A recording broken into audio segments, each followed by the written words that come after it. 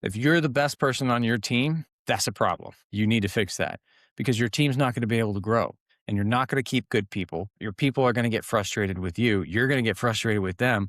And the whole problem set could be solved simply by integrating a defined training regimen inside of your systems. Quick recap for where we're at right now. We are talking about the second pillar of running a tight ship, which is crew. And today we're talking about the fourth discipline, which is training. And training is one of those things that is ongoing. It's not a one-time event. You ever heard the term practice, right? You're practicing, right? Doctors all get to practice their craft. Lawyers, they get to practice law. I never understood why tradesmen never got to say, well, I'm practicing my trade. No, we just call it work, right? It's just work. We go in, we do the job. The job has to be done. So, but I think one of the things that we can do as an industry is maybe rethink this and adopt those lawyer and doctor mentalities of we get to practice our trade, right? This is something that we get to practice. Every day we show up, we are practicing. We're getting involved. We're learning new, better, best, right? So super important. I want to take that and adopt that mentality of practicing every day. Now, here there are the three parts to training. You have initial training, right? This is when somebody's coming on board. You want to make sure they're up to speed on your practices. Then you have position redundancy. So how many people know how to do the same job? And redundancy is not about, always making sure that the guy over here is going to be wondering whether or not he's going to keep his job and this guy's cross training so that this guy is going to be able, no, that's not what this is for. This means redundancy means having a bench, having a depth of bench of cross training so that if this person for some reason didn't show up, let's say he had a car accident and on the way to work and wasn't able to make it to the job on time, because of unforeseen circumstances, had a family emergency, couldn't make it. You have somebody else ready, standing by, that's capable of stepping into that position so the work can continue on schedule. Super important. That's why training is important. So we have proficiency training or initial training, you have redundancy training, and then you have leadership preparation training. Being able to bring up somebody up the ranks is super important. But here's one of the cautionary tales, right? And here's a running joke. If you hire you promote your best technician to manager, you've lost your best technician and you still have to hire a manager. The joke has some different contexts, right, depending on who you're talking to, but the gist is essentially the same. Hiring somebody into a management position or promoting somebody into that management position is an entirely different skill set than doing the trade. There's a whole book about this called E-Myth where, good tradesmen, they say, I'm going to be my own boss. They start their own little practice, their business, and eventually they're working twice as hard and not getting anything for it, right? Making less money, working twice as hard. Not a great deal. It's a similar principle in your business. When you are preparing somebody to move up the ranks, you want to make sure that they are trained for the new position before they step into the new position. So many people don't do this. So many companies don't prepare their teams to be able to step into that position when the time comes, right?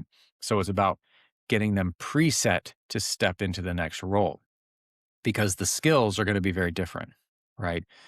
Being a great technician is a job that needs to be on the line. But being a manager of technicians, now you've got different skill sets. You need leadership, you need management, you need time management, you need people skills, you need to be able to coordinate. You have all these other things that have nothing to do with actually turning a wrench or turning the screwdriver or writing whatever, right? Very different skills. So often people don't prepare their team to step into the role that we want them to grow into. And that takes time and takes training. And then, so those are the three layers of training of why training needs to be ongoing. You need proficiency, you need redundancy, and then you need preparation for advancement. Three main critical layers. Here, I want to talk about something real quick before moving on is that I hear a lot. I don't want to invest in these people because they're just going to take my business, right? They're just going to steal my business out from underneath me. Fair point, right? But I want to address this head on. If you don't create an environment in which people can grow, then they really don't have any reason to stay anyways, right? Now you're just keeping them in fear of not being able to grow and advance for themselves. And do you want to be that person that just continues to hold people back? Or do you want to be known for somebody that creates other leaders? Here's something that here's a concept I want to leave with you so that you start to think about what that means. If you create a brand presence built on you come here, you work with me, I develop leaders. Some of them by sheer numbers, right? By logic of sheer numbers, there's only so many positions at the top of your company. And there's only so many positions that are going to exist over a 20, 30-year period anyways.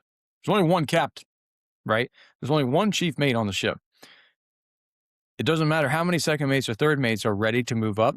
If the chief mate and the captain are not going to move on to something else, there's no room for advancement. Saw this in the maritime industry, right? There was a huge gap between the junior officer age and the senior officer age because the senior officers, they stayed 30, 40 years. There was no room for advancement. So a lot of the junior guys ended up getting skill sets that they needed to grow and develop, and then they moved on to something else, right? The same concept can apply. And it's not wasted time. It's not wasted effort. You're creating a brand and you're creating individual billboards for yourself that wherever they go, they scatter abroad, even if they don't advance them. The fact that you invested in them, enough in them to be able to teach them skills, give them something to be proud of, and then they go off into the world and then they're talking about you, right? They're talking to you and you never know who's going to come back to you and say, hey, you have this problem. I used to work with John over at XYZ company. He's a great guy. Let me put you in touch with him. Boom. Paid advertising you didn't have to pay for, right? And it comes back to you. Or better yet, maybe they come and they have a great opportunity and then you help grow together. So you just never know where it's going to play out. And fear of the unknown is, I think, what holds a lot of people back. But when you have that brand reputation in the industry as well as somebody that builds leaders, people want to work with you. The best people want to work with you because you invest in people. So you're going to get better talent that wants to come in the door. That's a big sidebar. But I wanted to share those thoughts with you because you can have the same impact in your community, developing leaders. Even if those leaders don't stay with you forever, you're enabling somebody else to do something. That should at least give you some confidence of what you're doing is good. Put the right protections in place for yourself for sure.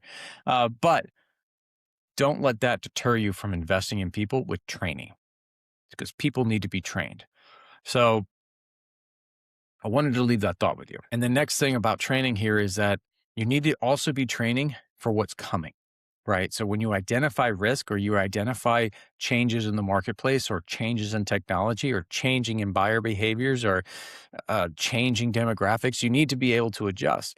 You need to be constantly training to be able to handle and maneuver the different variables that are going to come your way as a business owner.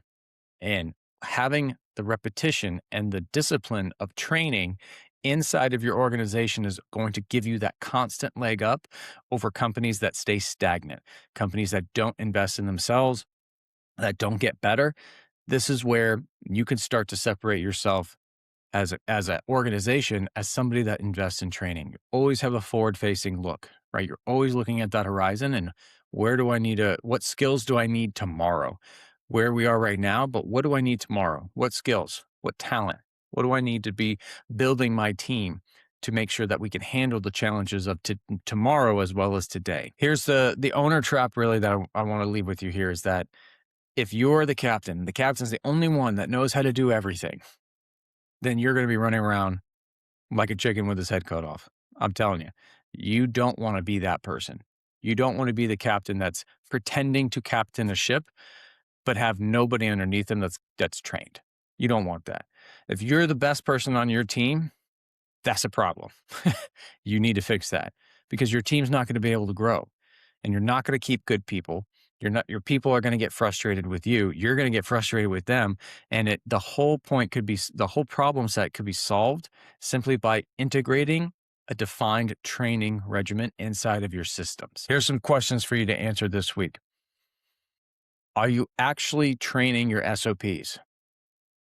Are they written down well enough so that you are training and drilling your oncoming new team members? Do they understand what it is that you're trying to achieve, right? Can they achieve success with your standard operating procedures? Do they drill them? Are they preparing to do them? Like, when's the last time they did them without you or trained for them without you standing over them? Can they give you assigned competency? And then number two is at every level, who is the backup person for that job? Do you have a deep bench? Or do you have key man risk somewhere and you don't even realize you do? Right? Make sure that you have somebody that can have redundancy over roles, not just people. And then what shifts do you need to start preparing for? What are the market shifts that are coming down your way? Technology. Big one is AI happening right now. How are you getting ready to adopt AI as a strategy to make sure you're not going to get left behind when the game of business fundamentally changes, right? What are other things that you need to start looking for and training for inside of your team? And number four, when was the last time you practiced something, right? That instead not just going through the motions, but like actually practiced an operation, not actually just doing it, but when's the last time you actually just practiced or had your team practice going through to make sure that they can perform a particular operation?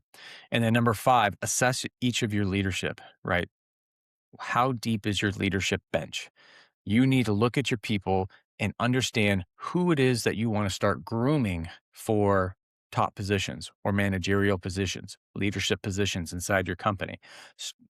Identify those people early, invest in their training and development as people and as practitioners of your trade or your craft. And I'm telling you, your company is going to be stronger for it. So tomorrow we're going to talk about evaluation, the discipline of auditing your systems and growing together as an organic organization. See you on the bridge tomorrow. Stay on course.